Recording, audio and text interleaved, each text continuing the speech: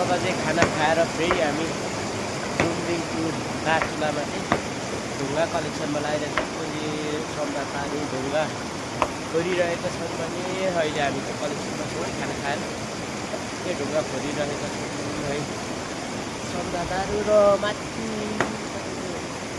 त्यो डाँडामा हेर्नुहोस् कसरी लाइनबद्ध भएर ढुङ्गालाई चाहिँ एक्टिभ गर्दैछन्, एक ठाउँमा व्यवस्थापन गर्दैछन्।